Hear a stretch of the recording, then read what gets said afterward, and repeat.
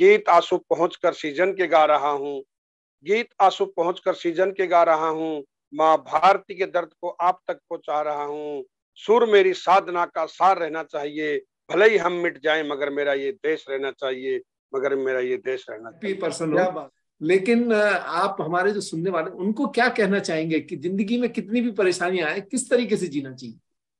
जिंदगी में साहब एक तो दो लाइनें गीत के माध्यम से बताता हूँ कि हर किसी को नहीं मिलता यहाँ प्यार जिंदगी में, खुश नसीब है जो जिनको है मिली ये बहार जिंदगी में, हर किसी को नहीं मिलता यहाँ प्यार जिंदगी में। Good afternoon viewers, ladies and gentleman. आज फिर मैं एक वॉरियर को लेके आया हूं अपने चैनल पे, win life like a warrior. और ये वो वॉरियर हैं जिन्होंने कारगिल के युद्ध में पहला गोला टोलोलिंग हिल पर अपनी गन से दागा था। और ये वो वॉरियर हैं जिनके दोनों पैर एक्सीडेंट में कट जाने के बाद और हाथ कट जाने के बाद आज ये सबसे खुश आदमी लगते हैं मुझे, सबसे ज्यादा करेजियस लगते हैं, सबसे ज्यादा एक वो है जो दूसरों की हेल्प करना चाहते हैं। डिफरेंटली एबल्ड होने के बावजूद भी वो इतना कुछ देना चाहते हैं इस दुनिया के लिए, इस हिंदुस्तान के लिए, कि आज भी वो कहते हैं कि यदि उन्हें मौका मिले तो युद्ध में वो जाने को तैयार है। इस तरह के वॉरियर्स हमें बहुत कम देखने को मिलते हैं। इससे पहले कि मैं बहुत ज्यादा इनके बारे में बात करूं, मैं स्वागत करना चाहूंगा अपने नायक दीपचंद, जो कारगिल वॉर के वेटरन हैं और एक बहुत ही सज्जन पुरुष हैं, जो इतना सब कुछ कर रहे हैं सबके लिए, वार विडोज के लिए, रिटायर्ड जिनकी पेंशन्स की प्रॉब्लम है वो सब में ये हेल्प करते हैं। उससे भी बड़ी चीज है कि दूसरे जहां भी ये वार मेमोरियल से वहां जाके हर साल झंडा फहराते हैं। तो ये छोटा सा इनका एक इंट्रोडक्शन है। So Deepchand, welcome to the show win life like a warrior. आपका स्वागत है। जय हिंद साहब जी, जय हिंद साहब, जय हिंद साहब। जय हिंद, जय हिंद। दीपचंद, बताइए कि आपकी शुरुआत ये आर्मी में आने की कैसे हुई? मैंने इतना तो देखा सुना पड़ा कहीं कि आप जो है सुभाष चंद्र बोस से बहुत ज्यादा प्रेरित थे। उसके बाद कैसे आप आर्मी में पहुंचे? साहब, सबसे पहले तो मैं आपका धन्यवाद बोलता हूं कि आपने एक सैनिक को इस योग्य समझा और इस मंच पर लेके आए। और दो लाइनें साहब इस मातृभूमि के लिए कि गीत आंसू पहुंच कर सीजन के गा रहा हूँ, गीत आंसू पहुंच कर सीजन के गा रहा हूँ, माँ भारती के दर्द को आप तक पहुंचा रहा हूँ। सुर मेरी साधना का सार रहना चाहिए, भले ही हम मिट जाएं मगर मेरा ये देश रहना चाहिए, मगर मेरा ये देश रहना चाहिए। क्या बात है, क्या बात। और साहब, नमन करते हैं उन हमारे सूरवीर योद्धाओं को भी जिन्होंने इस मातृभूमि के लिए अपना सर्वोत्तम बलिदान दिया है, जिनकी बदौलत हम लोग अपना सुकून की सांसें ले रहे हैं। भगवान उनकी आत्मा को शांति दे, उनके परिवार को जो भी उनके ऊपर दुख आया है, वो दुख की घड़ी जो उनके ऊपर चली है या थी, उसको सहन करने की शक्ति दे साहब। आज वर्ल्ड डिसेबल्ड डे है, तो सबसे पहले पूरे देशवासियों को दिव्यांग दिवस की बहुत बहुत हार्दिक शुभकामनाएं। भगवान करे ऐसी नौबत ना आए, कोई दिव्यांग ना बने। जन्मजात दिव्यांग बनना एक अलग बात होती है, मगर जब आप एक अच्छा जीवन जी लेते हो उसके बाद आप दिव्यांग बनते हो तो जीवन डबल संघर्ष करना पड़ता है आप। तो उसकी कहानी भी आगे बातचीत करेंगे। जैसे आपने भी नेताजी सुभाष चंद्र बोस के बारे में पहुंचा, तो बचपन से ही मेरे कोई खानदान में सैनिक नहीं था। मैं 6 भाई बहनों में सबसे बड़ा, और घर में आपको ही पता साहब, या तो बड़े को या तो छोटे को ही प्यार मिलता है बीच वाले तो ऐसा नहीं है कि उनको भी नहीं करते, करते हैं माँ बाप, लेकिन अभी सबसे बड़ा मैं था। तो जब दीपावली घर पर आती थी तो हर जगह, आज भी हम लोग, दीपावली एक ऐसा फेस्टिवल है चाहे कोई भी मजहब कोई भी जाति का हो, बंदे साफ सफाई करते हैं हम लोग। तो उस टाइम जब हम लोग वो जो कैलेंडर्स आते थे उसके ऊपर शहीद आजम भगत सिंह सबकी फोटो ही रहती थी। मतलब जब वो कैलेंडर दोबारा नए लेके आते दीपावली पर और पुराने डिस्ट्रीब्यूशन कर देते थे बाहर, तो मैं नेताजी सुभाष चंद्र बोस के जो कैलेंडर को रखता था, मतलब ऐसे करके। तो मेरे दिल में कि थी कि भाई वो वर्दी में देखता था उनकी, और वर्दी देखने के बाद में वो सेंटेंस था कि तुम मुझे खून दो मैं तुम्हें आजादी दूंगा। अब उस टाइम इतना महत्व तो नहीं पता था, लेकिन मैं अपने दादाजी को ये बोलता था कि ये नेताजी, मेरे दादाजी बोलते थे ये आजाद हिंद फौज के सेना नायक थे। तब मैंने बोला मैं फौजी बनूंगा। तो मेरे दादा बोले छोटा बच्चा है, ठीक है, बोले तू बनना, बोले फौजी बनना। ऐसे ही ये सिलसिला शुरू हुआ। और जब मैं मेरे दादा के साथ खेती में भी जाते थे, तो छोटा था मगर कुछ काम नहीं करता था जब, मगर मेरे से क्या काम लेते थे मेरे दादाजी की, भाई कोई भी चीज सिखानी हो तो बचपन से सिखाई जाए। तो मैं जब खेत में जाता था तो कुछ नहीं करते थे, तो ऐसे बैठा देते थे कि यहाँ यहाँ पर बैठ जाओ, अगर ये बांध यहाँ से टूट जाए तो आवाज मार देना कम से कम। जब पानी लगाते थे तो करेक्ट। मैं वहां बैठे बैठे था, तो मुझे फिर वो पानी पुनी लगाने के बाद में खेती में जब बातचीत होती थी तो पैदल आना जाना रहता था उंगली पकड़ करके। तो मैं ऐसे पूछता रहता था। फिर वो जैसे आजाद हुआ अपना देश उसके बारे में बताते थे, और 71 का वार हुआ, और चाइना इसका अपना पाकिस्तान के साथ में हुआ। देश आजादी के टाइम के लिए वो बताते थे कि भाई दीपक भी नहीं जलता था, जो लैंटर्न होती थी घर में वो भी दीवे भी बुझा दिए जाते थे। ऊपर से जहाज आते थे फाइटर, और वो हाफ ड्रेस में कच्चे में अंग्रेज कभी कभी इधर आते थे घूमने के लिए। तो बड़ा प्रोत्साहन होता था मैं वो बातें सुन करके। और मैं मेरे दादा को बार बार यही बोलता था कि मुझे भी फौजी बनना। तो मेरे दादा बोलता ठीक है बनना बनना। ये ऐसे करते करते जब युवा अवस्था आ गई, तो मैं 10th पास करके 11th पास किया। 11th पास करने के बाद में बस एक अम्बाड़ा छावनी में उस टाइम 10 पैसे का मिलता था फोटो कॉपी। एक 10 पैसे ओ, का फार्म लिया, और उसके अंदर लिखा हुआ था कि भाई अपना उज्जवल भविष्य बनाने के लिए भारतीय सेना में भर्ती होइए। उसके बाद अच्छा। में मैं 10 पैसे का फार्म लेकर के और हिंदी में ही भर दिया ये अपना नाम, और अम्बाड़ा कैंट में भेज दिया। तो अम्बाड़ा कैंट में भेजने के बाद में किसी को नहीं बताया, और कुछ दिन बाद में वो कॉलिंग लेटर आया। और कॉलिंग लेटर आने के बाद में पोस्ट ऑफिस में मेरे चाचा जी हैं, तो अभी घर में लेटर आएगा तो भले ही हमारे आजू बाजू में घर है लेकिन परिवार तो एक ही है। तो जैसे ही कॉलिंग लेटर आया तो बोले अरे फौज में, फौज का नाम सुनते ही, क्योंकि एक तो भारतीय सेना में हमारे थे लेकिन बहुत गिने चुने व्यक्ति हैं, दो चार ही व्यक्ति थे। तो भारतीय सेना का भले सेना में मतलब फौज में जाना ये कैसे क्या था। तो फिर आए, बोले क्या, मैंने बोला ऐसे ऐसे लेटर डाला था उसका आया हुआ इंटरव्यू होगा कुछ ऐसे। बोला फौज में जाने किसने सोचा। तो मैंने बोला मैं जाना ही है फौज के लिए। तो बोले नहीं नहीं नहीं नहीं फौज में नहीं जाना, ये था होता। तो फिर घर में थोड़ा ये हलचल हो गई कि नहीं भाई बाकी नौकरी कर लो। तो मेरा पिताजी बैंक के अंदर गार्ड थे, तो मैंने बोला बंदूक चलानी। तो बोलता मैं अपने घर पे बंदूक लेके आया, तुम 2 गोली वो चला लो मगर मगर फौज का नाम मत लो अभी मैं अच्छा। भी, क्योंकि दाढ़ी दूढ़ी है नहीं साहब, और छोटी छोटी मुच्छे आई हुई है 17-18 साल की उम्र है, तो 18 साल उम्र में बंदा। तो मैंने भी मन में फिर मैंने मेरे दादा को बोला कि क्या हो जाए। बोलता क्या है। मैंने बोला ऐसे ऐसे लेटर है। तो बोलता है कि ठीक है। तो ये बोलता है ऐसे ही है। तो मैंने बोला ठीक है ये तो ऐसे ही लेटर था, नहीं जाएंगे। मगर उसका जो डेट था तो मैंने मेरे दोस्तों को बताया, तो दोस्त ने कईयों ने बोला कि नहीं नहीं यार, वहां तो फौज में तो मजबूत बनाने के लिए पत्थरों के ऊपर हाथ करवाते ही करवाते, मतलब एक बैकफुट वाली बात आ गई कि फौजी बनाने के लिए बिल्कुल लोहे को से झगड़ा जाता है, लोहा बनेगा तब जाके फौजी बनता है, फौजी ऐसे नहीं बनते। गाँव में पता नहीं था क्योंकि उस टाइम कोई भी इंटरनेट ये तो थे ही नहीं साहब, देसी आदमी थे और हम लोग इतने बाहर भी नहीं रहे थे। मगर फिर भी जब बिहारों हिसार के अंदर था तो एक दिन मैंने बोला तो ट्राई मार लेते हैं, जब डेट थी। तो मेरा दोस्त और हम गए। तो अभी उस टाइम क्या था, ऐसे रैली दौड़ती थी। तो मेरे दोस्त ने बोला बाजू में मैं दौड़ूंगा, तुम बीच में दौड़ो। तो उस टाइम इतना रोक टोक नहीं थी भाई कि तुम साथ में क्यों दौड़ रहे हो, अभी तो काफी सख्ताई होगी। तो ऐसे हम्म। इतना खुला मैदान था, तो उन्होंने बोला गो। तो इधर से वो दोस्त दौड़ रहा है, इधर से मैं दौड़ रहा हूँ। तो सेकंड डिवीजन पे मैं पास, मतलब सेकंड डिवीजन आ गया। एक्सीलेंट नहीं आए, गुड में मैं आया। और उसके बाद में दौड़ में हुआ। उसके बाद में फिजिकल फिट का कराते हैं, तो फिजिकल फिट अभी बॉडी बिल्कुल स्टील बॉडी है, 48 kg ही वेट है बस, बिल्कुल ना ऊपर ना नीचे काटा। और उतना ही सेना में जरूरत थी। और फिर छाती वगैरह आई तो हम तो क्या था कि हम तो पतली बॉडी थी तो ऐसे पहले फुला रहे हैं। बोला छोटू ऐसे नहीं होता उस्ताद थे वहां पर तुम पहले फुलाओगे तो फिर बाकी क्या फुलाओगे, तुम्हारा कुछ सही नहीं बोले तो लेकिन हाइट वगैरह थी और मन में ये था कि मैंने बोला सर अभी आए तो वापस नहीं जाएंगे। बोला कोई बात नहीं, शांत खड़े रहिए, पहले शांत खड़े रहे। और आप मानोगे नहीं, मेरा जो चेस्ट वेट उतना ही था जितना जरूरत थी सेना को, मतलब ना ऊपर ना नीचे, मतलब उल्टा। फिर वेट वगैरह के लिए 48 kg था, तो बोले फिर भी केला कूड़ा खा लो भाई, 2-4 वगैरह कहीं कम ना पड़ जाए। तो वहां बाजू में ठेला लगा हुआ था, 2-4 केला वगैरह खाए, लेकिन 48 था, उतना ही था। और फिजिकली वगैरह फिट हो गए, ये हो गए, मेडिकल वगैरह वहां पर हो गया।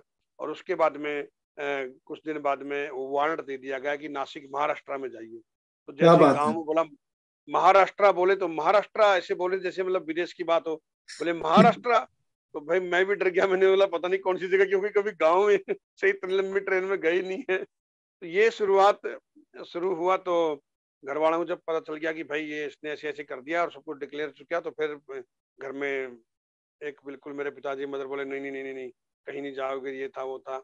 फिर हमने, मेरे दादा दादी ने मुझे बहुत, आज वो इस दुनिया में नहीं है मगर उनका पूरा योगदान मेरे जीवन के ऊपर है। क्या फिर बात है, क्या बात। मेरे दादा दादी ने मुझे बोला कि क्या है, मेरी दादी ने, दादा ने दादी को बताया कि लड़का बोल रहा, तो मैंने दादा को बोला कि मैं जाना चाहता हूँ। मेरा दादा बोला ठीक है तू जाना, कोई बात नहीं है, तेरा बचपन से ही ये था सपना और तेरा सपना ये पूरा हो गया है कि तुम फौजी बन रहा है, वर्दी पहनने का तेरा सपना था, कोई बात नहीं, हम बात करेंगे। तो फिर मेरे रिश्तेदार वगैरह, फूफा जी वगैरह थे जो कुछ दिन सीआरपीएफ में करके आए थे नौकरी, 3 1 साल, और श्रीलंकन आर्मी में जब श्रीलंका में गए थे तो वहाँ छोड़ के आ गए थे। तो उन्होंने भी फिर बोला बोला नहीं नहीं जाइए जाइए सब आदमी। फिर एक मेरे फूफा डॉक्टर हैं, तो उन्होंने सबने सलाह मशवरा किया, तो घर वाले राजी ना होते हुए भी मेरे दादा दादी के दबाव में और मुझे फिर ट्रेन पकड़, मैंने हिसार से। फिर हम क्या लोग बात। ऐसे खंडवा रतलाम होते हुए, और यहाँ जब Panchvati double decker train train चलती थी नासिक में, तो यहाँ हाँ। उतरे साहब। यहाँ उतरने के बाद वो जो पुरानी गाड़ियां अपनी होती थी, पुराने ट्रक, वो बड़ा ट्रक घूम घूम करके आया। उस टाइम नासिक में यहाँ पर खुला बिल्कुल ऐसे सेंटर नजर आता था दूर तक। तो हम बसों में उस टाइम टू टाइम बसें ट्रेनें चलती थी, तो उनको पता रहता था कि कौन सी ट्रेन कौन आने वाली है। तो हम भी उसमें ट्रक में बैठे, और जब अंदर जा रहे थे सेंटर में, तो जगह जगह यहाँ पर एक चीज लिखा था, शिव सैनिक, शिव सेना। तो हमने विचार लगाया, घर पे देखा कई जगह भी, देखो आप सेना। तो जब मैं, तो वहां से वही 15 पैसे का लेटर आता था, 15 पैसे का एक पत्र लिया, और साधारण ये हम ठीक ठाक पहुंच गए। लिखने के बाद में लिखा भाई यहाँ इंडियन आर्मी के अलावा भी कोई दूसरी सेना भी है, शिवसेना। तो ये कौन सी है, क्योंकि गांव में गए थे पता नहीं था हमको। बाद में जब हम अडल्ट हुए तब पता चला ये भाई राजनीति राजकारण वाली शिवसेना है मतलब। क्योंकि उस टाइम हमें पता भी नहीं था, पहली बार महाराष्ट्र में आए। तो फिर यही महाराष्ट्र की भूमि पर साहब, जन्म तो कहीं पर भी हुआ और शिवाजी भूमि पे है। हमने भी यहाँ पर कर्म किए साहब, वहीं पर एक तोपची तो के रूप में दीपचंद, ट्रेनिंग इस किया। तरीके से आप फाइनली ट्रेनिंग सेंटर में पहुंच गए, और ट्रेनिंग बिल्कुल सेंटर साहब। के बाद एक सोल्जर बन के निकले, और आपने फिर एक आरटी रेजिमेंट ज्वाइन की। तो हाँ साहब। आई थिंक आप जो है पहले जेएनके में भी गए, जहां आपने ट्रांसलेटर का काम किया, आपने वहां ट्रांसलेशन हाँ साहब। सीखा। और हाँ साहब। वहां आपका क्या एक्सपीरियंस रहा उसमें? आपने आई थिंक जो मिलिटेंट्स वगैरह थे, मिलिटेंसी थी और वहां पर टेररिस्ट थे। साहब हमारे को बार मौका मिला था कश्मीर में जाने का, ऑपरेशन रक्षक। और ऑपरेशन रक्षक में हमारी बड़ी खुशियां थी, क्योंकि भाई कश्मीर का नाम सुना था, कभी शशि कपूर की पिक्चर देखी थी कश्मीर की कली, तो वो हम्म। सेब के गार्डन, और मन में था कि बर्फ देखेंगे, गुलमार्ग था। और मन में उमंग चलते रहे हम लोग। और जैसे ही हमारे बीच बीच में, आपको भी पता है, पठानकोट में होल्ट हुआ, उसके बाद उधमपुर में, और वगैरह वहां देखा जाकर के ठंडी के अंदर भी एलएमजी के ऊपर खड़े कर दी। फरवरी मार्च के अंदर मूविंग का टाइम था, बर्फ पंगली देखा तो भाई पूरा, हम तो चाव थे। मगर फिर ओल्ड एयरपोर्ट पहुंच गए हम लोग। ओल्ड एयरपोर्ट पहुंच गए, ओल्ड एयरपोर्ट पर इस टाइम बनिहाल में ब्रेक किया। और वहां पहुंचने के बाद में फिर हम लोगों को जो बारामूला डिस्ट्रिक्ट है, उड़ी सेक्टर के अंदर पट्टन एक जगह है, तो निहालपुरा, सागरी भटपुरा, जीरन, तंगमार्ग, इस जगह हमारा पूरी रेजिमेंट को बांट दिया। हेडक्वार्टर हमारा जीरन में था, वो सॉरी अपना ब्रिगेड हेडक्वार्टर जीरन में था, और हमारा सागरी भटपुरा और निहालपुरा के अंदर हमारी बैटरी को बांट दिया। तो हम लोग उससे जाने से पहले, हम लोग जब जीरन में थे, तो जो दूसरी बटालियन को चार्ज देते थे, तो हम तो पहली बार AK-47 को पकड़ा। संजय दत्त जी का नाम सुना था टाडा में, तब कभी सुना था कि AK-47 56, लेकिन जब पहली बार देख रहे थे, हर रोज उसको हाथ में उठा के देख रहे थे, भाई ये AK-47 है, 56 है। फिर 2 महीने तक ट्रेनिंग किया, मगर उस्तादों ने बोला भैया हमारा यहाँ पर काम घूमने फिरने का नहीं है, हमारा यहाँ पर जो अपने सब इस सब्र को तहस नहस कर रहे हैं, उन आतंकवादियों को मिटाने का काम है हमारा है। तो हमारी तोपें जमा हो गई थी साहब, हम लोग फिर रोड ओपनिंग का काम करते थे वहां पर। जो आपको तो पता है आरओपी का या काम, जो सिविलियन यही है कि जो घूमने के लिए आते हैं, तो रोडों पर जो फौजी खड़े रहते हैं वो काम करते थे। इन्फेंट्री का जो रोल मिल गया था हमको। बिल्कुल। और फिर वहां पर 2 महीने तक दूसरी रेजिमेंट ने हमको जगह दिखाई, ये गांव हमारे अंडर में है, कैसे कॉर्डन करना है, कैसे सर्चिंग करना है। 2 महीने बाद वो चले गए, हमने अपना अपना फिर तामझाम संभाल लिया था। सिलसिला जारी था।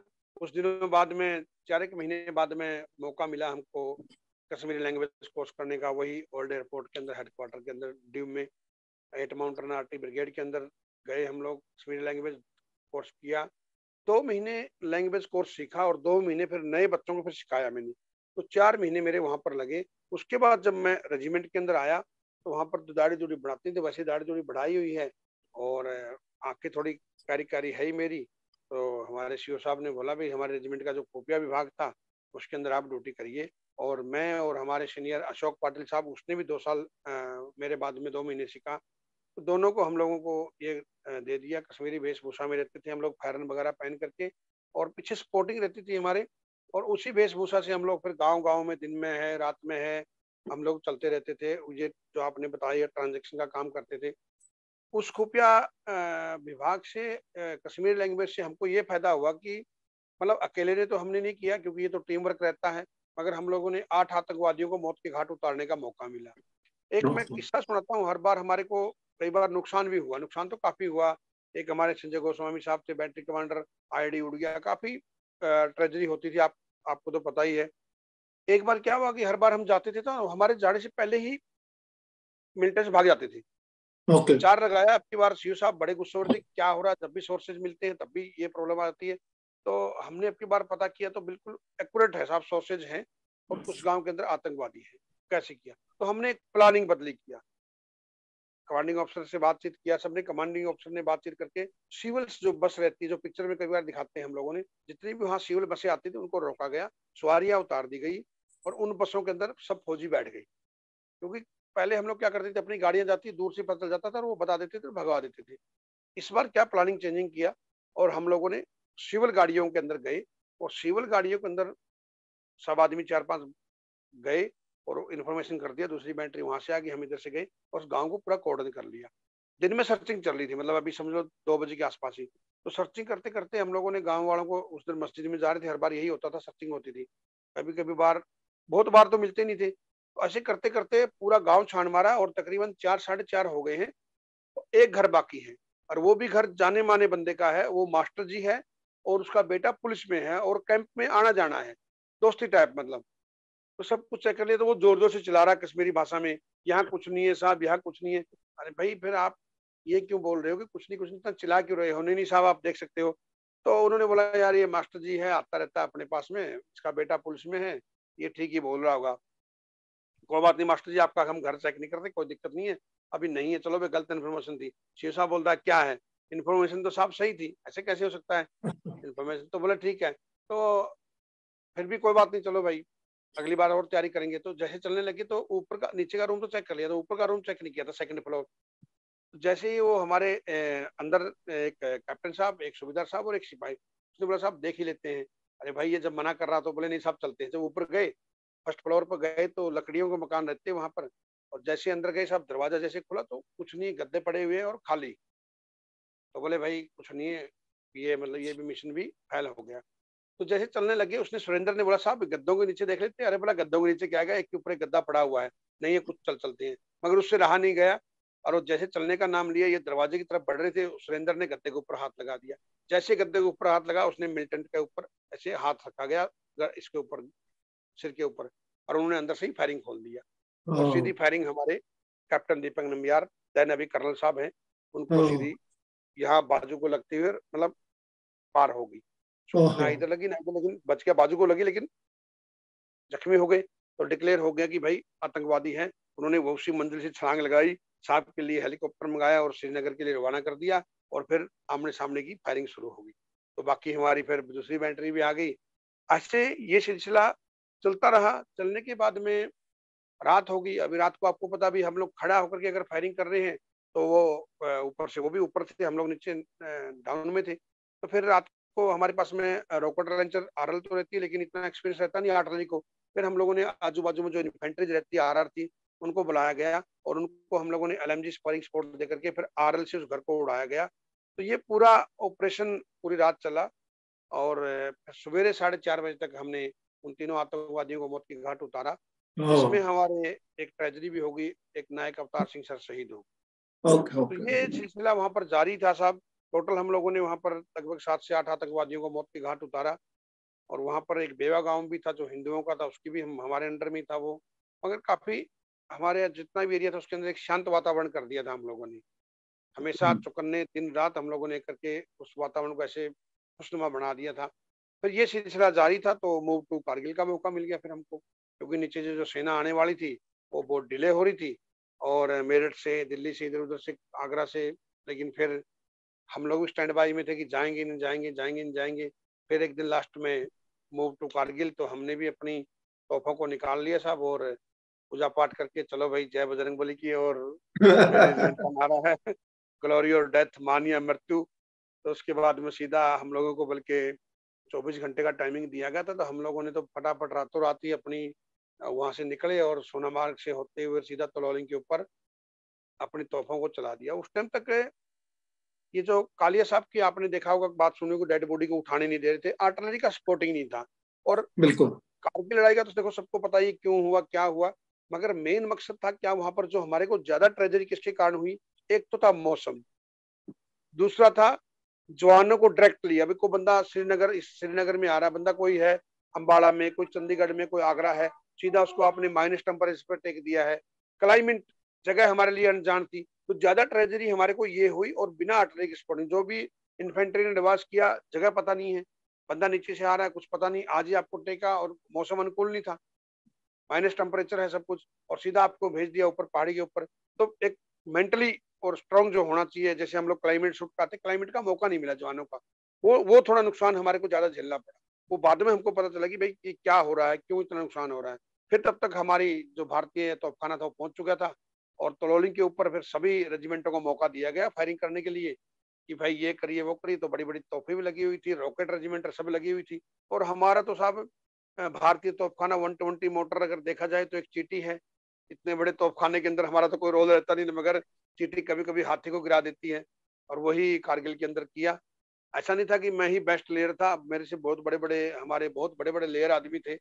मगर जब भी हमारी रेजिमेंट को पहली बार सबको मौका दिया, तो जब हमारे रेजिमेंट का नंबर आया कि भाई 1 राउंड गन फायर या 2 राउंड गन फायर पहली बार में ही, तो 12 के 12 तोपों ने, मोटर्स ने जैसे ही हमारी फायरिंग किया बजरंग बली की जय बोल करके, और वो पहला गोला ही मेरी तोप से जो निकला और वही हिट हो गया।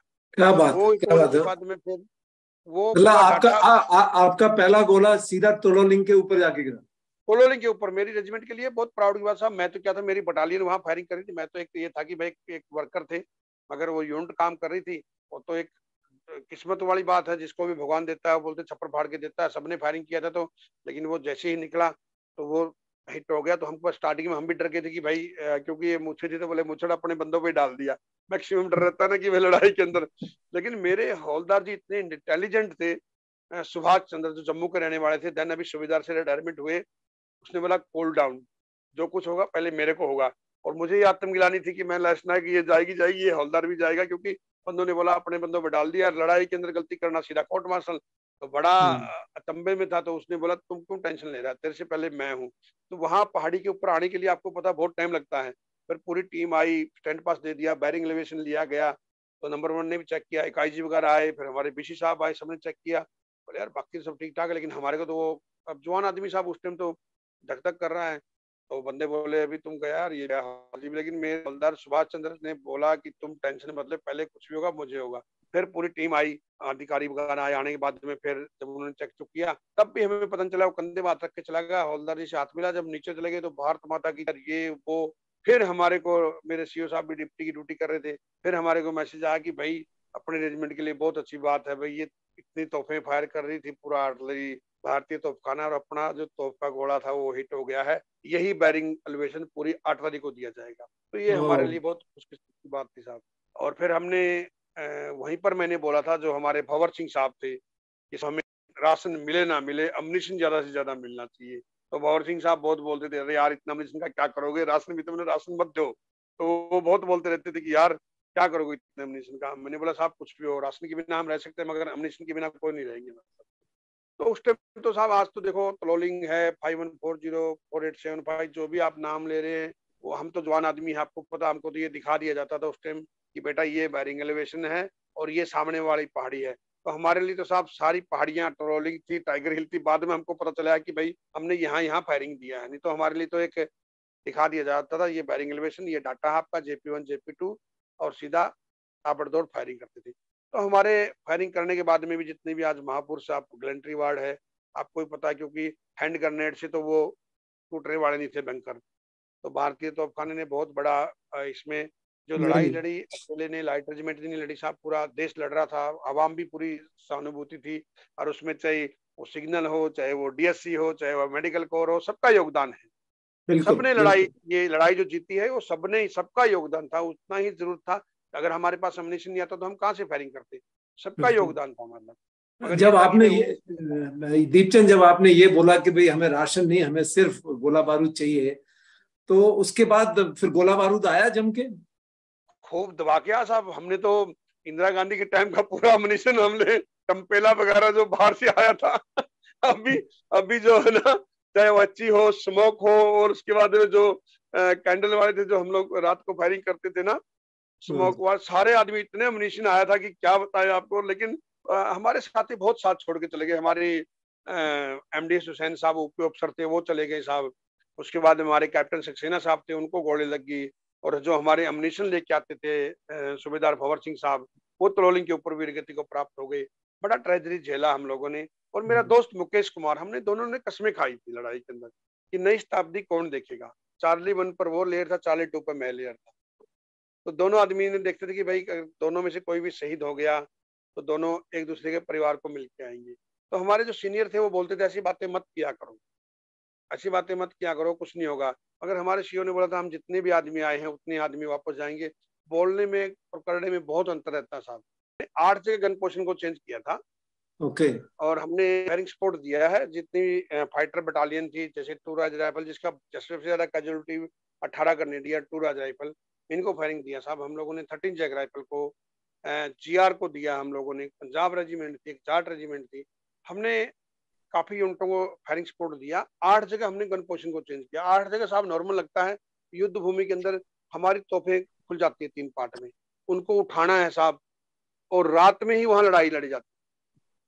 आप मानोगे नहीं, उनको उठा करके, अंडर 25 ईयर्स फौज थी, और उसको उठा करके हम लोगों ने ऊपर चढ़ाना है इसके ऊपर, और फिर अम्युनिशन चढ़ाना है। नीचे नीचे से भी जब उनकी भी आर्टिलरी फायरिंग करती थी साहब रात को, तो अभी पीछे आर्टिलरी की फायरिंग आ रही है, ज्यादा आगे बढ़ रहे तो उनकी इन्फेंट्री आ रही है। तो कई बार बिल्कुल ऐसे बचे हैं कि भाई अभी पूरी बटालियन जाएगी, अभी पूरी बटालियन जाएगी, बड़ी मुश्किल से बचे हुए, क्योंकि वहां पर कोई छुपने के साधन नहीं थे। और वैसे देखा जाए तो हम लोगों ने नॉर्मल, जैसे आज ये कोटी पहने के ऐसे इसी ड्रेस में थे, और 2 महीने तक आप मानोगे नहीं, जवानों को ऐसा नहीं था कि भाई गवर्नमेंट ने हेल्प नहीं किया, गवर्नमेंट बहुत प्राउड कर रही थी, हेल्प कर रही थी, मगर टाइम ही नहीं था। जूते तक फट चुके थे साहब, 2-2 महीने तक वही जूतों में काम किया हुआ है। क्योंकि इतना वहां से कहाँ से लेके आओगे। हमारा फर्स्ट प्रोट यही था ना कि दुश्मन को किसी तरह भगाना है। तो बिल्कुल। ऐसे करते करते ये कारगिल युद्ध तो बहुत बड़ा है, मगर एक अच्छा हूँ, जब हमने ये लड़ाई जीतने के बाद में, जब मास्को घाटी के अंदर हम पहुंचे, वहीं पर टाइगर हिल की तरफ हम लोग मूव कर रहे थे, तो साहब हमने पूरा लड़ाई लड़ने के बाद हमने सोचा हाथ ही निकल गया और पूंछ रह गई है, तो मूव किया। तो करते करते बिल्कुल ऐसे चढ़ते गए और 17,000 हाइट के ऊपर पहुंच गया। आगे नाला बह रहा है, और ऐसे नाले में आगे झरना बह रहा था, आगे बंद हो गया, और इधर चारों तरफ से ये नाला है, और हम आ गए। और हमें पता नहीं दुश्मन ऊपर ही बैठा हुआ बिल्कुल टाइगर हिल से देख रहा है, और हमने वहां पर अपनी तोपों को लगा दिया। और हर बार था, जोश काफी था, क्योंकि इतनी फायरिंग हो चुकी थी, देखी जाएगी जो भी होगा, अभी जाना है तो मतलब चले भी जाएंगे, बहुत से साथी चले गए, कभी अपना नंबर भी आएगा। तो हमने क्या कर दिया, दिन में 1:30 बजे ही, रात को परेशानी ना हो, 1 राउंड गन फायर। और जैसे ही हमने 1 राउंड फायर किया, अब मानोगे साहब, अभी तो मैं धीरे धीरे आपको बता रहा हूँ, वहां से सैकड़ों राउंड हमारे ऊपर आने शुरू हो गए। अभी हम्म। नीचे से ऑर्डर आ चुका था कि भाई जिसको जहां मौका मिलता छुप जाओ। अभी कहाँ छुपोगे साहब, बिल्कुल आप नाले के अंदर फंस चुके हो। अभी मैं और मेरा दोस्त मुकेश कुमार दोनों भाग गए, सब आदमी छुप के, जहां पर मौका मिलता दोनों आदमी हम बैठे थे। हर बार यही होता था। मैंने बोला चलें, बोला नहीं चलेंगे। मैंने बोला दोनों आदमी क्या करेंगे, बोला लड़ेंगे। फिर मैंने बोला बेवकूफ वाली बात है, दोनों आदमी क्या लड़ेंगे। बोलता नहीं, अगर हम चले जाएंगे तो पाकिस्तान वाले अपनी तोपों को खराब कर देंगे आकर के, तो क्या कर सकते हैं। भाई कहाँ से आएंगे, वो झरना बह रहा, बोले झरने के नीचे से भी आ सकते, कहीं से भी आ सकते, नहीं जाएंगे। मैं उस टाइम तो ताबड़तोड़ बात हो रही थी। तो मैंने बोला कि दोनों आदमी, बोला कुछ भी हो, अगर आपको डर लग रहा है तो आप जाइए। मैंने बोला नहीं, दोस्ती तकड़ी है, दोनों ने जीने मरने की कसम खाई है। मैं भी चुपचाप बैठ गया। बमबारी हो रही है साहब, बम फट रहे हैं, बेवकूफ वाली बात समझिए, कुछ भी समझिए, मगर दोनों आदमी बैठ गए। चंद सेकंड बाद उसने बोला चलो चलते हैं, और बोला मैं AK-47 लेके आता हूँ। हालांकि सीनियर वो थे, मुझे भी ऑर्डर दे सकते थे। हमारे बीच में पत्थर है, वो उधर AK-47 लेने के लिए उधर मुड़ा है, मैं इधर मुड़ा हूँ। और मैंने जाकर के जहां पर बाकी बंदे थे वहां पर मैंने भी मुंडी डाल दिया। और हमारे धर्म गुरु कुमोती सिंह साहब बोल रहे भाई माता रानी का नाम जपो, हरि का नाम जपो, अभी तो जो भी होना है कुछ भी जपते रहो आप, जो भी होना ऊपर वाला करेगा। 10 मिनट बाद साहब फायरिंग बंद हो गई, बहुत धुंधाधुंध फायरिंग हुई। जब वो फायरिंग बंद हो गई तो आज भी हम लोग अचंभित है, 17,000 हाइट के ऊपर है। और आप मानोगे नहीं, जब पीछे मुड़ के हम देख रहे हैं तो हमारे पीछे पतीले, टैटू कंपनी, इतना नुकसान हो रहा, घड़म घड़म हवा में जा रहे हैं, पूरा बुरा हाल हो गया, राशन रोशन ये वो। और जब 17,000 की हाइट के ऊपर हमने देखा, एक छोटा सा एक गड्ढा था साहब, 90 आदमी थे उसके अंदर, हम लोग किसी का भी दम नहीं घूटा, एक के ऊपर एक था, कुछ भी नहीं हुआ। ऑक्सीजन की कमी भी है, सब कुछ प्रॉब्लम होती हुई, ठंड भी है, और इतने आदमी कैसे जीवित रह गए, ये भी एक संबित बात है। आज भी हम लोग आश्चर्यचकित हैं कि भाई 90 आदमी हम लोग कैसे रह गए। हर बार की तरह इस बार भी जान माल का क्या नुकसान हुआ, तो अपनी पापा बैटरी इधर, क्यूबिक बैटरी इधर, तो जैसे चलने लगे साहब ऐसे मांस के टुकड़े पड़े हुए। तो हम तो नए नए हैं, तो हमारे एक्सपीरियंस थे, हमारे खेमराज राणा सीनियर जो चार्ली 1 पर थे, चार्ली 2 पर सुभाष सर थे। तो हमने बोला सर ये क्या है, तो राणा सर बोले यार वो पक्षी आ गया होगा। थोड़ा आगे बढ़े तो एक मांस का टुकड़ा और पड़ा हुआ साहब, और उसके बाद में उसने बोला यार कोई गीद आ गया होगा, बंदा इतना फायरिंग हुआ है। मगर जैसे ही थोड़ा आगे बढ़े साहब, राणा सर ने बोला मुकेश, और मेरे दोस्त की यहाँ से गर्दन उड़ी हुई, ब्लड चल रहा है, नब्ज चल रही है, धड़कन चल रही है, मगर गर्दन नहीं है साहब। तो ये देख करके राणा सर बैठ गए, क्योंकि ये हमारे लिए बिल्कुल शौकित था साहब कि क्या हो गया। और आप मानोगे नहीं, मैंने अपना जो नॉर्मल कोट था निकाला, मेरा तो जिगरी दोस्त था, और उसको लगाया, और फिर मेरे इन्हीं हाथों में साहब उन्होंने आखिरी सांस। उस टाइम मुझे बहुत फीलिंग आई थी, काश इसकी जगह मैं क्यों नहीं गया। बहुत एक अपने भाई से बढ़ के दोस्त को साहब हमने एक नहीं देश को नहीं, समर्पित कर दिया। ये बहुत तो उससे होता ही है युद्ध में, ये तो होता ही है दीपचंद। और बहुत कुछ देखना पड़ता है, बहुत कुछ सहन करना पड़ता है दीपचंद। उसके बाद जो आपका फिर ये जब एक्सीडेंट हुआ तो आप में जिसने आपके खुद दोनों टांगे और एक हाथ गया, उसके बारे में थोड़ा बताइए कि उससे आप कैसे उबर बस पाए फिर। साहब उसके बाद में ये कारगिल लड़ाई में हम लोग, फिर मैंने छोटी सी बात थी कि मैं वहां से, मुझे उनके घर पर नहीं जाने दिया गया। मैं मर्तरी तक मेरे दोस्त का जो पार्थिव गया, और मर्तरी गोमरी मध्यान के अंदर था, उसको प्रणाम निशान चेक करने थे, निशान चेक किए, वो लगा दोस्त तेरी शहादत का हम बदला जरूर लेंगे। अगले दिन हम साहब दोबारा गए, और वहां जाकर के उस दिन फायरिंग नहीं किया। अगले दिन, उस दिन हमने पूरी तैयारी किया, और 3 दिन तक फायरिंग सपोर्ट देकर के साहब, और टाइगर हिल के ऊपर तिरंगा लहरा करके अपने दोस्त की शहादत का बदला लिया हमने साहब। और इस बटालियन में हमको बहुत कुछ मिला है, मगर हमने उतना ही गवाया भी है साहब। 500 कुछ सैनिक हमारे इस मातृभूमि के लिए अपना सर्वोत्तम बलिदान दे गए। इस अच्छे कार्य के लिए मेरी बटालियन को 12 गैलेंट्री अवार्ड, कारगिल लिखने का सौभाग्य मिला। 10,000 राउंड फायर किए हम लोगों ने दुश्मन के ऊपर। और आज मेरी बटालियन 1889 लाइट रेजिमेंट का नाम इतिहास के स्वर्ण अक्षरों में लिखा हुआ है। मैंने अभी मोमेंटो भी आपको भेजा था, अभी पिछले साल इसी साल में ही हमारे जो 5140 पोस्ट का नाम जो टॉप गन के नाम से दिया गया है, वो आपको मैंने भेजा, जिस बटालियन ने हिस्सा लिया है। उसके बाद में साहब हम लोग वहां से लड़ाई के बाद में तो आपको पता है, फिर हम लोग हाई एल्टी वगैरह में गए, जहां जहां भी जाते हैं। फिर उसके बाद जब ये तीसरा जो पराक्रम था साहब, वो था ऑपरेशन पराक्रम। पहला ऑपरेशन रक्षक जम्मू एंड कश्मीर में, ऑपरेशन विजय कारगिल का हो गया। ये जब पार्लियामेंट में जब अटैक हुआ था, उस ऑपरेशन का नाम दिया था ऑपरेशन पराक्रम। तो उस टाइम हमारी रेजिमेंट को राजस्थान में लगा दिया गया। 1 साल तक रहने के बाद साहब, बाहरी विदेशी ताकतों के सामने समझौता हो गया, युद्ध नहीं हुआ, और मूव का ऑर्डर हो गया। मेन लोकेशन में आने के बाद में, जो कि रियर सिकंदराबाद में था हमारा, अनलोडिंग करते वक्त बम ब्लास्ट हुआ साहब। हाथ उड़ गया था। हाथ उड़ने के बाद में मैं ऐसे बैठा हुआ था, 2 बार उठने की कोशिश किया, नहीं उठा गया। मेरे हवलदार जी थे, उसको भी पेट में लगी और टांग पर लगी, उनको उठा करके हॉस्पिटल में पहुंचा दिया। मेरे तीसरा साथी था वो लक्ष्मण साहब, वो लेटा हुआ था, उसको नहीं लगी। 3 ही आदमी हम लोग थे। और जब आग लग गई तो मुझे बचाने के लिए आ रहे, मुझे सुनाई दे रहा था, उसमें मुझे 2 ही आदमियों का ध्यान आया था, एक हनुमान जी का और एक अपनी बीवी का। हनुमान जी का यह था कि है बजरंग बली, इतनी जल्दी तो मृत्यु नहीं आ सकती है, और बीवी के मन में ये आया कि तुम इतनी जल्दी शहीद या विधवा, मतलब विधवा नहीं हो सकती हो। फिर मुझे मेरे साथियों ने उठाया, मेरी हाथ नहीं उतरी, पूरी भार थी, टांगे बिल्कुल झुलस चुकी थी और पूरा आग लग चुका था, मुझसे मसें जल चुकी थी। मैं ऐसे हाथ को लेके, यहाँ पर भी ब्लीडिंग था, लीवर लावर में सब डैमेज हो चुका था। जब जवान और दोस्त साहब लोग मुझे उठाने लगे तो मैं उनको बोल रहा था कि रो मत। अब उनको लग रहा था कि भाई लास्ट वर्डिंग है, कि पता नहीं जिंदा रहेगा, क्योंकि इतनी ट्रेजेडी हो चुकी है, ये ऐसे ही बोल रहा है लास्ट लास्ट टाइम में। और ये हकीकत भी थी साहब, क्योंकि जिस इंसान की आंतड़ी तक बाहर हो, पूरा पेट भी फट चुका हो, तो क्या हो सकता है।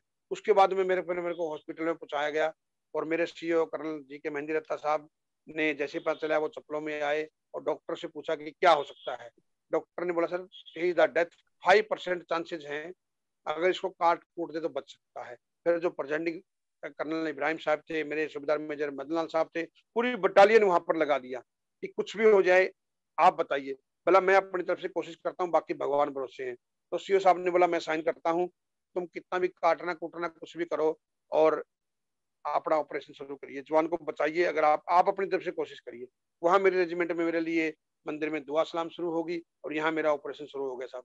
रात भर मेरा ऑपरेशन चला, 17 बोतल मुझे खून की चढ़ी थी। और डॉक्टर ने जब ऑपरेशन करने के बाद सवेरे निकले पीके मालाकर साहब, उन्होंने मुझे मुझे नहीं, मतलब मेरे रेजिमेंट के बोला सूबेदार मेजर कौन है, तो मेरे सूबेदार मेजर बिल्कुल पीटी ड्रेस में पहचान में, क्योंकि सब आदमी जिस ड्रेस में थे वैसे ही भागे, को चप्पलों में था कैसे भी था। तो उन्होंने बोला कि देखते हैं क्या होगा, और सब आदमी थे रेजिमेंट के कि 72 घंटे का टाइमिंग है, अगर इनको होश आएगा तो फिर आगे की कंडीशन को बताएंगे।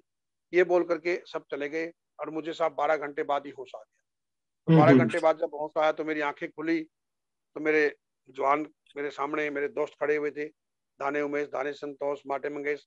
तो मैंने आंखें खोलने के बाद में मेरे को सुन रहा है और पूरा आई भी पूरा लगा हुआ है, देख रहा हूँ। तो बस आवाज आ रही, उन्होंने नर्स को बताया, नर्स ने डॉक्टर को बताया, डॉक्टर ने सीओ साहब को फोन किया कि सर जवान को होश आ गया है। सीओ साहब के मुंह से निकला कि अभी नहीं मरेगा। तो डॉक्टर बोले कि मैं डॉक्टर हूँ या आप डॉक्टर हो। सीओ साहब बोले सर मैंने उनको देखा हुआ है और मेरे मुंह से निकला, आप देखना वो नहीं मरेगा, वो अभी पिकअप कर लेगा। ऐसा वो सीओ साहब की वो बोली वर्डिंग है और आज आपके सामने में बैठा हुआ हूँ, मतलब क्या बात है। क्योंकि साहब ने बताया कि ये लड़का बहुत, क्योंकि मैं रेजिमेंट में एक ड्रामेबाजी भी था, मतलब भाई उस टाइम टीवी वगैरह कम होते थे, हम लोग मनोरंजन भी कराते थे। मैं स्पेशल गार्ड का बंदा था, हाइट आपने देखा ही है, और मैं पायलट चलता था और स्पेशल गार्ड के अंदर फर्स्ट संतरी रहता था, वो संतरी रहता था मैं। और जब भी बाहर कमांडर गार्ड वगैरह जाती थी तो कमांडर का स्टिक ऑर्डरली वगैरह रहता था, मैं छांटा जाते थे उस टाइम, हाइट देख करके, मुझे देख करके। तो रेजिमेंट का एक ऐसा सैनिक था मैं बहुत ज्यादा, और रेजिमेंट आज भी मुझ पर नाज कर रही है, ऐसा नहीं है। आज भी मैं जो कुछ हूँ वो मेरी बटालियन को समर्पित है, क्योंकि मेरी बटालियन 189 के बिना मैं कुछ भी नहीं हूँ साहब। सही उन्होंने बात। जो आज यहाँ तक भी पहुंचाया है और आगे भी जिसके लिए आज नाम नमक और निशान है साहब, वो मेरी बटालियन है और उनके मेरे पूरे अधिकारी जवान जेसीओ साहब। सही बात है, बिल्कुल सही बात है। तो दीपचंद, अभी मतलब इतना सब कुछ होने के बाद अभी आपकी हाइट 6 फीट से ज्यादा थी, हाँ और साहब। आपके जब जब पैर आपके इम्प्यूज कर दी गए तो आपकी हाइट आधी रह गई, मतलब 6 से 3 ही फीट रह गए आप। और हाँ उसके साहब। बाद आपका एक हाथ नहीं था। बट उसके बावजूद भी आपने जिंदगी से हार नहीं मानी, आपने कोई काम ऐसा नहीं जो आप अभी भी नहीं कर सकते हो। ये तो हमारे दर्शकों के लिए बहुत इंस्पिरेशन की बात है, बहुत ही प्रेरणा की बात है, वो थोड़ा बताइए। साहब आपने वो गाने जरूर सुने, मगर ग्राउंड में एक बंदा है, मतलब कि रुक जाना नहीं तू कहीं हार के, कांटों पे चल के मिलेंगे साए बाहर के। तो हमने करेक्ट। कांटों पर चल करके ही ये मुकाम हासिल किया है साहब। आप बिल्कुल। हर चीज, पैसे से हम लोग हर चीज खरीद सकते हैं साहब, सुख सुविधाएं खरीद सकते हैं, मगर जो शारीरिक कष्ट है वो हम किसी का नहीं बांट सकते। दर्द बांट सकते हैं, मगर ये जो दुख बांट सकते हैं, मगर किसी का दर्द नहीं बांट सकते हैं। आज जो मुझे पीड़ा है, आज भी ये पीड़ा सी बात नहीं है, मगर इस पीड़ा को हमने है भी नहीं होने देना है साहब अपने आप को। मैं जब करेक्ट। हॉस्पिटल के अंदर था तो मुझे टांगे जो दी गई थी पहले वाली, इतनी भारी थी कि क्या बताऊं आपको, मतलब मेरा अंदर 40 kg वेट रह गया था और 40 kg ही की टांगे मिल चुकी थी। तो बड़ी डामाडोल गाड़ी थी। पहली बार मैं जब 6 महीने बाद पाँव रखा पूना में कमांड हॉस्पिटल के अंदर, तो मैंने इस मातृभूमि को नमन किया साहब दोबारा से कि हे माँ। एक भारतवर्ष एक ऐसा है साहब जो मातृभूमि को माँ बोलता है। हिंदू मुस्लिम सिख ईसाई सब आदमी हम इस मातृभूमि को माँ बोलते हैं। भारत माता की जय हम हिंदुस्तान के अंदर ही बोलते हैं। तो तब मैंने इस मातृभूमि को नमन किया कि हे माँ, जैसे तूने मुझे बचपन में चलना सिखाया था, अगर मैं बिल्कुल समर्पित हूँ इस मातृभूमि के लिए, तो दोबारा से मुझे तू खड़ा करके चलना सिखा। तो इसका आशीर्वाद है साहब। एक तो देख लो आज मैं आज रुक ही नहीं रहा हूँ, मतलब अभी ये लास्ट बिल्कुल। टाइम जब विदाई लेंगे तभी ये कारवां रुकेगा। नहीं और नहीं, दूसरा बिल्कुल। ये था कि मैंने ये देखा था कि बहुत आदमियों को ऐसे होने के बाद में ये हो गया, तो मैंने बहुत दिनों तक मेरी वाइफ को नहीं बताया था कि मेरी दोनों टांगे नहीं है। जब भी ओ। वो मुझे मिलने आती थी तो मैं तकिया लगा देता था आगे, और जवानों को, मेरे दोस्तों को बोल देता था कि भाई चादर डाल के रखो और वाइफ को दूर बिठा के रखो, ताकि हाँ, उसको ये पता चले मेरा एक हाथ है, दोनों टांगे ना हो। तो काफी दिनों बाद मेरी वाइफ को पता चला था कि इसकी दोनों टांगे भी नहीं है, जब एक ओहो। फिजियोथेरेपी, मेरी फिजियोथेरेपी कर रहा था। उसका एक रीजन ये था कि मेरी एक 1.5 साल का बच्चा था, दोबारा 3 महीने से मेरी वाइफ फैमिली वे में थी। तो उस टाइम ये सोचा था कि इसके ऊपर क्या बीतेगी, मात्र 22 साल की जिसकी लड़की की उम्र, जो आज पढ़ाई की उम्र है वो, और एक हट्टे कट्टे एक सैनिक से, इतने हाइटेड बंदे से शादी किया था, क्योंकि मेरी भाई बिल्कुल मेरे कंधे से नीचे आती थी, हाइट में छोटी थी। और वो क्या सोचेगी कि जिसको शादी मैंने पूरा जीवन इसको समर्पित कर दिया, और वो इस कंडीशन में, तो कैसे पालन पोषण होगा। तो मेरे को वो पूरा खटकता था। जब मुझे कोई पूछता था कैसे हुआ, तो कभी कभी आंखों में आंसू आ जाते थे, मेरे को बड़ी पीड़ा होती थी। बंदे बोलते थे सॉरी सॉरी, मैंने बोला नहीं, सॉरी की बोलने की जरूरत नहीं है, क्योंकि मैं क्रॉस कंट्री वगैरह भी करता था, और मुझे ये था कि भाई रुकना नहीं है, जीना है। और जीना भी इस तरह ऐसे नहीं है कि आत्मग्लानि। मुझे ये एक बात खटकती थी कि मेरी वाइफ किसी को जाके ये ना बोले कि सर, अंकल, आंटी, आपको तो पता ही है मेरे पति की क्या कंडीशन है। मेरे बच्चे किसी को ये ना बोले अंकल, आपको तो पता है मेरे पापा की कंडीशन क्या है। इस सेंटेंस को मैंने मिटाना है तो खुद खड़ा होना पड़ेगा। तभी मैं ये अपने बच्चों के अंदर वो भावना, मैं खड़ा होऊंगा तभी मेरा परिवार मेरे साथ खड़ा होगा। अगर क्या मैं बात। टूट गया तो पूरा परिवार टूट जाएगा। अगर परिवार टूट जाएगा तो साहब फिर इस देश का क्या होगा। एक सैनिक झुक गया तो इस तिरंगे का क्या होगा। फिर मन में वो ख्याल आते थे कि तुमने एक ऐसे फ्रीडम फाइटर को देख करके भारतीय सेना को ज्वाइनिंग किया है, जिसको मैंने देखा नहीं, उसकी फोटो को देखा है, और वो क्या सोचेगा कि तुम मुझे खून दो मैं तुम्हें आजादी दूंगा। तो उस चीज को याद करते हुए मैंने ये संकल्प लिया, कुछ भी हो जाए चलना है, चलना है, चलना है। तो मुझे जो टांगे मिली थी उसमें मैं चला, मगर मैं संतुष्ट नहीं था। ये टांगे जो मैं आज पहन रहा हूँ, इसके लिए भी काफी फाइटिंग करनी पड़ी। मुझे पागल तक बोल दिया गया, मेरे रेजिमेंट में मेरे सीओ तक बुला लिया गया था। और बीच में ट्रेजरी भी आई थी। मैंने जिस जिस मेरे कमांडिंग ऑफिसर ने मेरे को जान बचाई, उस कमांडिंग ऑफिसर को मैं फोन पर गाली भी देता था। ये कड़वी हकीकत है कि मुझे जान क्यों बचाई, मैं मरने क्यों नहीं दिया, मुझे ये था वो था। मगर वो एक दिन इतना गुस्से में था मैं कि बहुत कुछ बोल दिया, और वो अगले दिन पूना में आ गए, और क्वार्टर वहां पर गेस्ट रूम दिया हुआ था, और मुझे वही बोले कि सीओ साहब आ गए। उस टाइम मैं शांत बिल्कुल, क्योंकि वो जो बादल थे फतूर के वो उतर चुके थे। और देखा कमांडिंग ऑफिसर को, और कल की बातें याद आई, यार इनको तो मैं गाली दे रहा था। आकर के उन्होंने, आप सहन शक्ति देखिए, आकर के मेरे घर पर आए, नमस्कार हुआ, सब कुछ हुआ, पाँव का हाथ लगाए। तो बोले और बॉस कैसे टाइगर, मैं बोला सब ठीक हूँ। फिर मैं भी क्या बोलूं, जवान ही नहीं है। तो मेरी वाइफ को एक वर्डिंग बोले कि सुशीला, ये तेरे को गाड़ी देता है। बोले नहीं सर, कभी गाली बोल तो देता नहीं है। बोले शुक्र है ये मुझे गाली देता, तुझे गाली नहीं देता। तो मेरी वाइफ मेरे ऊपर उस टाइम तो नहीं बोली, सीओ साहब जाने के बाद बोली तुम सीओ साहब को गाली दे रहे हो। तो बोलता शुक्र है तेरे को गाली नहीं दे रहा, मेरे को दे रहा, मेरे को देने दे, इसको कितना देना। मेरे को इतनी आत्मगिलानी हुई।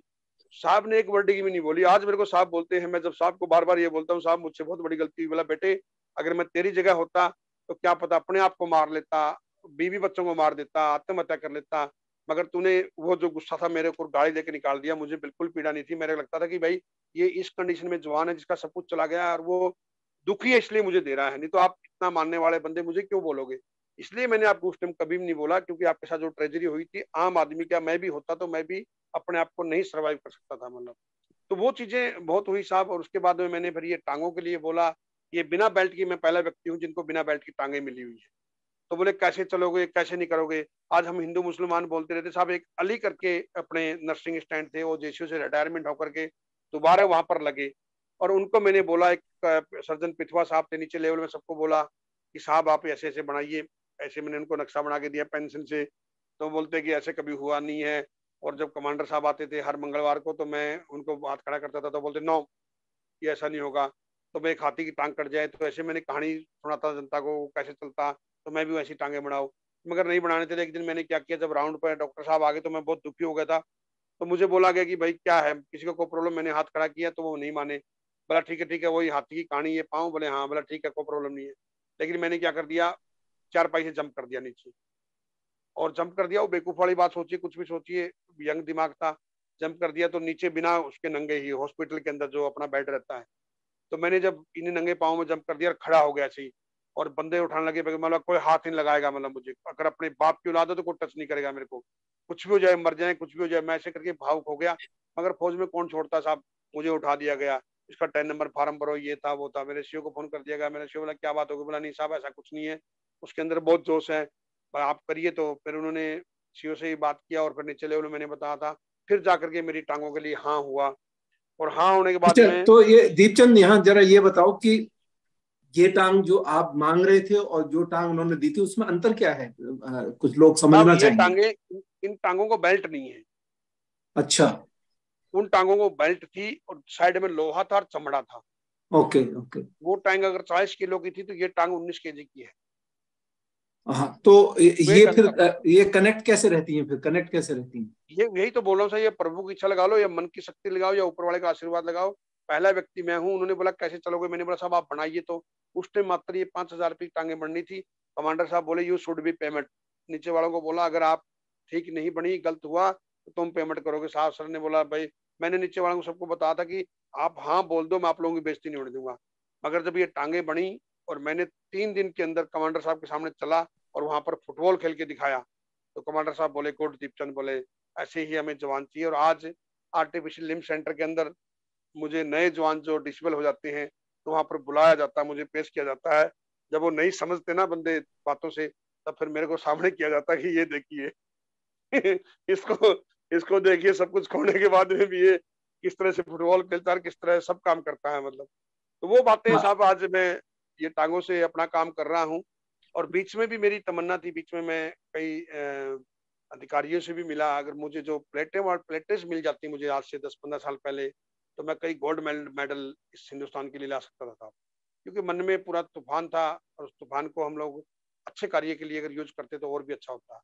मगर फिर भी मतलब कोई बात नहीं साहब। पैरालंपिक स्पोर्ट्स में आप ला सकते थे। बिल्कुल ला सकता था साहब, मैं बिल्कुल, मैंने यहाँ तक कि जनरल बीके साहब को भी बताया आज से तकरीबन 7-8 साल पहले भी कि साहब मुझे वो टांगे दे दी जाए और मेरे से लिख के ले लिया जाए। मैं उनको वेस्ट नहीं जाने दूंगा, आप मुझे मौका दीजिए। अगर आपको गोल्ड मेडल नहीं ला के दिखाऊं तो मैं अपना बिल्कुल नायक दीपचंद जो एक है वो नहीं रहेगा बिल्कुल भी। और लेकिन वो गोल्ड कोशिश मेडल करेंगे। किसमें? दौड़ने में? दौड़ने में साहब बिल्कुल। Okay okay. मैं रनर था, रनिंग करता था पहले भी और बिल्कुल हम्म। फिजिकल फिट था। आज भी मेरा दिल करता रहता है कि मैं मतलब भागता रहूं। नहीं तो आज मेरे अंदर अभी आप बताइए, आज पीड़ा होती है हर कदम इस राष्ट्र के लिए समर्पित है, फिर भी पीड़ा होती है। मगर चाहता हूँ कि मैं किसी का इस संसार को जब छोड़े तो किसी किसी के लिए कुछ करके जाएं। अपने लिए तो हम कुछ भी कर लें साहब, गाड़ी घोड़ा बंगले, ये जायदाद वो जायदाद, मगर राष्ट्र के लिए आपने क्या किया है वो सोचना है। तो आजकल दीपचंद, ये तो आपने अच्छा बताया कि सबके होते हुए भी आप आज भी फुटबॉल खेलते हैं। लोगों को, हमारे को प्रेरणा लेनी चाहिए कि किस तरीके से डिफरेंटली एबल्ड आदमी, दोनों टांगे नहीं है, एक हाथ नहीं है, वो फुटबॉल खेलते हैं। और लेकिन आपने जो एक फाउंडेशन चलाई हुई है, आदर्श सैनिक फाउंडेशन, उसमें क्या क्या आप लोगों की मदद कर रहे हैं? साहब ऐसे था कि ये फाउंडेशन चलाना भी एक मजबूरी की बात है, मैं आपको बता रहा हूँ। हर आदमी बुलाता है हमारे जैसे आदमी, जैसे आज मैं एक ऐसा शेयर मार्केट में शेयर हो गया हूँ जिसका फोटो दिखाओ शेयर भाव बढ़ते जा रहे हैं। बहुत से बंदे क्या करते हैं, फोटो दिखाते हैं और वहां पर हमारे नाम से धन इकट्ठा कर देते हैं और फिर वो इसके लिए करेंगे उसके लिए करेंगे। तो मैं जब भी जाता हूँ तो कुछ होता नहीं था, दिखावा ज्यादा हो रहा था, ग्राउंड में काम कम हो रहा था। तो मुझे बहुत पीड़ा होती थी। तो मैंने बोला कुछ करना है ना, तो फिर कुछ न कुछ अलग से किया जाए। भले ही 5 पैसे की हेल्प हो, भले ही मैं अभी कछुआ चाल चलता हूँ, मगर मैंने जितना भी कार्य किया है वो एक राष्ट्र को समर्पित है और मेरी अंतरात्मा है। और मैं खुद चाहता हूँ कि जो भी काम करें ईमानदारी से काम करें। ईमानदारी के अंदर जो मजा है ना, वो बिल्कुल पर भी नहीं है साहब। तो फिर मैंने सही। ये अभी 2 साल पहले आदर्श सैनिक फाउंडेशन का इसका ओपनिंग किया और विक्रम बत्रा के माता जी पिताजी को उस दिन हमने बुलाया था और काफी और भी शहीद तक टोटल 41 परिवारों को हमने यहाँ पर बुलाया था। और मेरा एक तमन्ना थी जब मैं मकान भी लूं तो घर के सामने तिरंगा, आज से 3-4 साल पहले की मैं वीडियो भेजता हूँ, उस टाइम मैंने बोला था कि राष्ट्र को समर्पित। ऐसा हर भारतीय सोचना चाहिए कि जब भी मैं सोऊं इस तिरंगे को देख करके सोऊं और जब भी मैं उठूं इस तिरंगे को देख के उठूं। बाकी किसी ने बदली किया नहीं किया साहब, मैंने अपने आप को बदली किया। मैंने मकान लेने से पहले घर के सामने पहले तिरंगे को स्थापना किया और तिरंगे को आज हम नित्य तिरंगा चढ़ाते हैं और तिरंगा उतारते हैं। इसी आदर्श मेरे लिए कौन थे, आदर्श इसका नाम क्यों दिया, नेताजी सुभाष चंद्र बोस आदर्श, पूरे वर्ल्ड के आदर्श थे वो। उनको मैंने आइकॉन मान करके कि आदर्श सैनिक फाउंडेशन, वो ही एक आजाद हिंद के सेना नायक थे, आज सबके पहले जनरल थे। उनको मार्गदर्शन में मैंने उनको फोटो देख करके जो सेना को ज्वाइनिंग किया, और उनको आज आदर्श मान करके इस आदर्श सैनिक फाउंडेशन का मैंने ये स्थापना किया। क्या और बात आज है। मैं बिल्कुल, आज मैं काफी, मैं खुद नहीं कर रहा हूँ, आपका भी बोल दूं, क्योंकि मुझे पेंशन मिलती है साहब, मुझसे मेरे बच्चे बड़ी मुश्किल से पढ़ाए जाते हैं, मगर मैं आप जैसों के माध्यम से काफी परिवारों के बच्चों की फीस भरवा रहा हूँ साहब। 2-3 स्मारक बनवा चुके हैं, तिरंगे लगा चुके हैं साहब। और बाकी जो भी मेरे से होता है, जैसे कहीं पर सामान मिलता है, सपोज करो आपको रिक्वेस्ट के साथ बीमारियों को कहीं सामान मिल रहा है तो आप बताइए, मैं उनको हमेशा उनको इंडिविजुअल लेके आता हूँ। और आज भी संस्था के माध्यम से जो भी मैं हेल्प करवाता हूँ, तो मैं गेट टुगेदर करवाता हूँ साहब। उसमें मेरा खाली रोल है मिलाने का। आपको, आप अपना धन किसको दे रहे हो, एक परिवार की फीस भर रहे हो, तो आपको गेट टुगेदर होना चाहिए कि मेरा जो धन किसके पास जा रहा है, उस वीर नारी को, बच्चों के लिए जा रहा है। उसको ये पता होना चाहिए कि मेरे को ये साहब भर रहा है। मैं सिर्फ मिलाने का काम करता हूँ, मुझे इसके लिए कोई नहीं कि भाई मेरी वाहवाही हो, नहीं। मेरे को काम से मतलब है, किसी का काम हो रहा है ना, बस वो समर्पित है। आज भी मेरे पास जो जुड़े हुए हैं, मैं उनको यही बोलता हूँ, धन देने के लिए बहुत आदमी आते हैं साहब, मगर ऐसा धन नहीं चाहिए हमको। हमें चाहिए धन के साथ टाइमिंग। और आपका जो धन आप दे रहे हो, आपको पता होना चाहिए कि आपका धन जा कहाँ रहा है। सुनो, लेकिन आप हमारे जो सुनने वाले उनको क्या कहना चाहेंगे कि जिंदगी में कितनी भी परेशानियां आए किस तरीके से जीना चाहिए? जिंदगी में साहब एक तो दो लाइनें गीत के माध्यम से बताता हूँ कि हर किसी को नहीं मिलता यहाँ प्यार जिंदगी में, खुश नसीब है जो जिनको है मिली ये बहार जिंदगी में। हर किसी को नहीं मिलता यहाँ प्यार जिंदगी में। साहब जी, आज है ना, प्यार को हमको ढूंढने की होती है। आज हम सुकून के लिए देखिए, कोई टूरिज्म प्लेस में जाता है, कोई मंदिर मस्जिदों में जाता है, कोई कहीं जाता है, कहीं भी जाने की जरूरत नहीं है। सुकून है अपने हृदय के अंदर है। आप कितनी भी ज्वालाएं जला लो, जब तक आप अपने खुद हृदय की ज्वाला नहीं जलाओगे, तब तक आप जीवन में सफल बिल्कुल नहीं हो सही। सकते हो।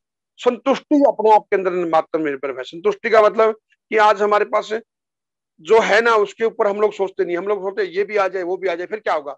आज मैं जब नित्य जो भी आराधना करते हैं भगवान की, मैं सोचता हूँ भगवान, अगर मेरी आंखें आप ले लेते तो मेरा क्या क्या कर देख नहीं सकता संसार को। बिल्कुल तो जो आपने छोड़ दिया ना, उसमें तुम स्वस्थ रखो। हम इसी कंडीशन के अंदर, इस विश्व के अंदर डंका बजा के दिखाएंगे। अपने आप को पहले आत्मविश्वास में जगाइए और हमेशा खुश रहो। खुशी है तुम्हारे लिए, कोई गम आए तो छोड़ देना हमारे लिए।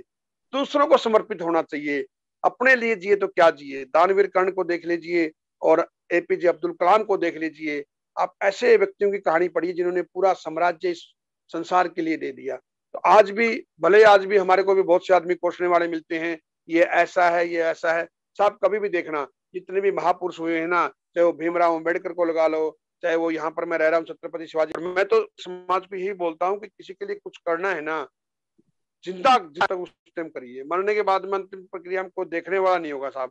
मैं हर बिल्कुल। पल को जी रहा हूँ, कल को नहीं जी रहा। मैं आज को जी रहा हूँ कि मैं आज हूँ, बस कल को कल किसने देखा। मगर जब भी संसार से जाओ ना साहब, रोने से तो कोई छोड़ेगा नहीं, मगर हंसते हंसते जाओ और कुछ बिल्कुल करके जाओ। टाइम बहुत कम है। ये मत सोचो कि भाई मेरे पास इतनी उम्र है, कोई लिखवा के नहीं लेके आया। बिल्कुल जन्म और मृत्यु हमारे हाथ में नहीं है, कर्म हमारे हाथ में है। बिल्कुल बिल्कुल बिल्कुल। क्या बात है दीपचंद, मतलब आपने तो सारी मतलब ऐसी इंस्पिरेशन बातें कह दी हैं और मतलब मजा आ गया। मतलब लोग सुनेंगे ना, तालियां बजा बजा के रहेंगे। दीपचंद, मैं नहीं साहब, लास्ट में एक चीज पूछूंगा। आपका गला इतना अच्छा है, आप गाते इतना अच्छा है, आपने कभी कोशिश नहीं किया सिंगर बनने की? इसकी सिंगर नहीं साहब, मैं बोला ना आपको, मैं अभी भी गाता रहता हूँ, ऐसी बात नहीं है। आपको मैं मातृभूमि के लिए दो कि एक ही मिट्टी एक ही पूजा, एक ही मिट्टी एक ही पूजा, इसके सिवाना भाई दूजा। ओ इसके सिवाना भाई दूजा। मर जाएंगे मिट जाएंगे, मर जाएंगे मिट जाएंगे, नाम वतन का हम कर जाएंगे। ओ गोद में इसकी हम सो जाएंगे। भारत माता की जय। चाहे हाथ पांव होना हो, बच्ची जिंदगी में हौसले काफी है। और हमें हैरत से देखने वालों सुन लो, हौसलों में उड़ान अभी बाकी है, हौसलों में उड़ान अभी बाकी है। तो चलते जाइए साहब, आप ये मत सोचिए कि क्या होगा क्या नहीं होगा। बस सच्चाई की राह पर चलिए। प्रॉब्लमें जरूर आएंगी आपको, चोट आएंगी आपको, परेशानियां आएंगी, मगर जीवन जो आगे आएगा आपका वो सच में आनंदमय होगा। आज जैसा हम बोएंगे वैसा हम काटेंगे साहब। हमारी भावना एक दूसरे के प्रति है, जो हम बुरा करेंगे हमारे पास वही घूम फिर के आएगा, अच्छा करेंगे भले ही टाइम लगता है। आज मैं आप देखिए, आप जैसे हजारों करोड़ों आदमियों की दुआएं मेरे साथ चलती है, अगर आज मैं गलत होता तो मैं आपको बता रहा हूँ हर कदम पर पीड़ा होती है। इस बिल्कुल कंडीशन में बिल्कुल। दोनों टांगे जाने के बावजूद भी अगर आज चल रहा हूँ तो कोई दैवी शक्ति है। मैं अपने आप को नहीं बोला कि मैं ही चल रहा हूँ, ये सब आदमियों का, क्योंकि जो हम वर्दी पहनी है साहब, ये वर्दी एक आशीर्वाद 135 करोड़ भारतीयों का। नहीं तो इतनी आसानी से वर्दी नहीं मिल सकती साहब। हम हर चीज खरीद सकते हैं मगर ये वर्दी नहीं खरीद सकते। चंद बिल्कुल आपने जो बताया, और ये इसका यदि 10% भी लोग इसकी सीख लें तो जिंदगी बहुत बेहतर बन सकती है। और मैं अपने दर्शकों की तरफ से और अपनी तरफ से दीपचंद आपको बहुत बहुत धन्यवाद देता हूं। थैंक यू साहब जी। जय हिंद, जय भारत आपको भी। और अंत में मैं मातृभूमि के लिए दो लाइनें बोलना चाहता हूँ कि हे जन्मभूमि भारत, हे कर्म भूमि भारत, हे जन्मभूमि भारत, हे कर्म भूमि भारत, जीवन सुमन दाकर आराधना करेंगे तेरी, जन्म जन्मांतर वंदना करेंगे तेरी। हे जन्मभूमि भारत, हे कर्म भूमि भारत, हे वंदनीय भारत, हे अभिनंदनीय भारत। नमस्कार साहब जी।